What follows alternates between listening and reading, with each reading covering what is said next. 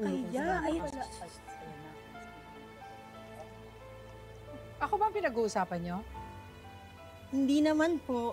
Pero hindi niyo naman po sinabi sa akin. Sikat naman po pala ako sa social media. Tingnan niyo po yung picture niyo. Kulot na po siya. Saan nyo nakuha yan?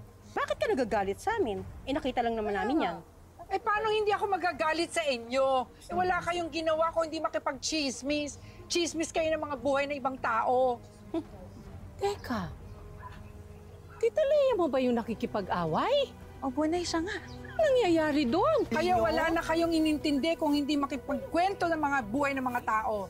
Sandali, ano ba nangyayari dito? Ito. Scammer yan. Kalat sa social media. Yan si Lea, oh. Scammer siya, oh. Hindi niyo ba alam? Ano to, Lea? Kaya pala umuwi.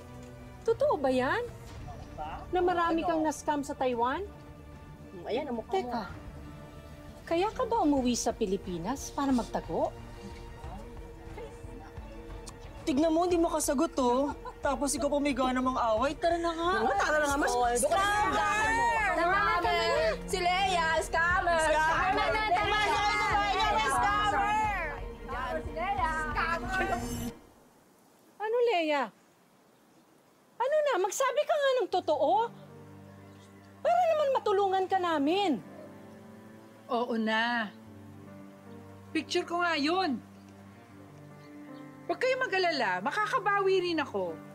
Babayaran ko yung mga utang ko sa inyo. Tita, mas mabuti siguro kung maghanap ka na rin ng trabaho para may sarili kang pera. Bakit? Pabigat ba ako sa'yo?